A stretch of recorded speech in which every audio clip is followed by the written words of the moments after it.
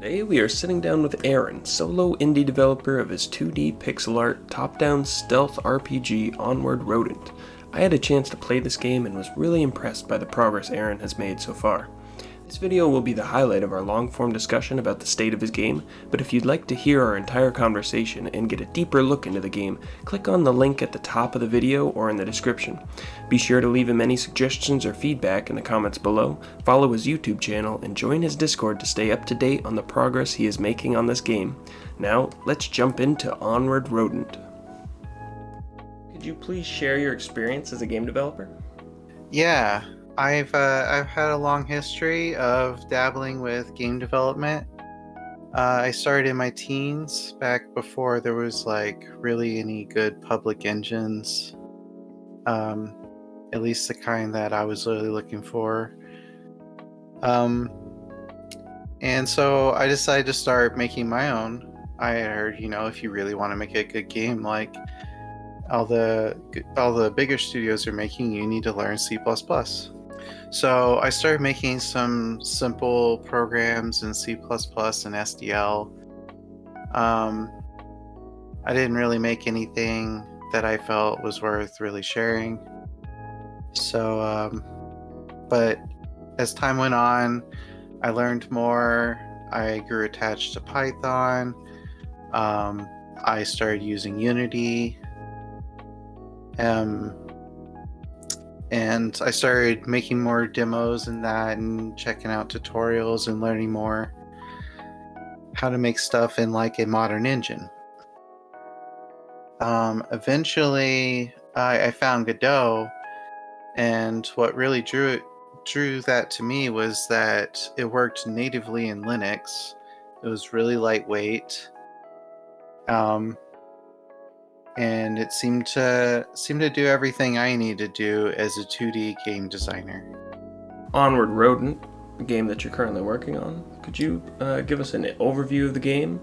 Yeah, so I just kind of wanted to make a game that had a lot of elements from different games I liked and did it in a kind of a cohesive, sensible way. I mainly wanted to start with a stealth 2D game, mostly because this was directly after I'd played Metal Gear 2 Solid Snake, which was exactly that, and it had impressed me as a stealth 2D game. It really showed me that it could still be an entertaining way of making a game, or playing a game, rather. There's other elements that started getting mixed in as I started developing the game more. For instance, there is kind of a Dark Souls-like checkpoint and health system. So when you get to the checkpoint, your super berries get replenished, and it works just like an Estus flask would in Dark Souls. So there's some familiar elements like that, but there were some elements that were also inspired by Zelda, particularly Zelda or Metroid, you could say. Particularly the getting equipment that allows you to explore more areas and get more equipment and go through the rest of the game. And yeah, I just tried to make everything. I didn't try to put too many elements that would interact with each other and contradict each other in any way, or make any other part of it more substantially difficult to implement for whatever reason. And that's just stuff you have to plan for ahead of time.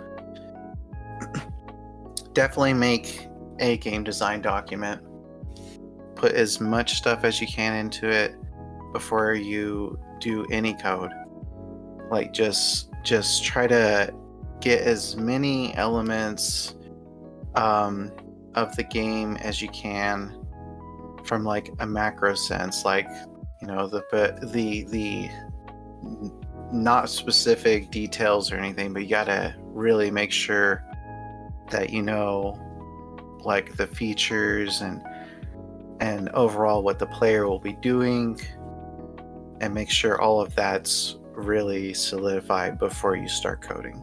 Is there a particular feature in the game that you take great pride in or have recently implemented, and how does it enhance the overall player experience? Yeah, I'd say the stealth system is actually something I'm pretty proud of, but I'm still kind of in the middle of implementing the sound system that ties into it. But I think that it will be pretty impressive when everything's all together. Right now, the visual system works pretty well. There's some refinements I want to make to it, but the way it works on a foundational level, it works well. So, pretty happy with that. Can you discuss any significant challenges you've encountered during the development process? I think it's been difficult trying to kind of siphon new players into understanding how the game works. A lot of players will tend to skip dialogue, so you can't just explain everything through text. It's a good option to have for people who are more into reading, but you definitely need to put in some more passive tutorials. So I have a whole section that's planned for the earliest part of the game when the player starts, and tries to do that. Tries to passively explain the mechanics through a more interactable environment. How would interested individuals follow your progress or get in touch with you? How would they participate in any potential playtesting or offer any assistance and support to your game development journey? So there'll be a link to my Discord server that I'm going to give you. You can put it in the description. As for where else you can find me, you can check out my itch page. There'll also be a link for that. I think you have a really good looking project here, Aaron, and we wish you the best and continued success with this, and we appreciate you sitting down with us.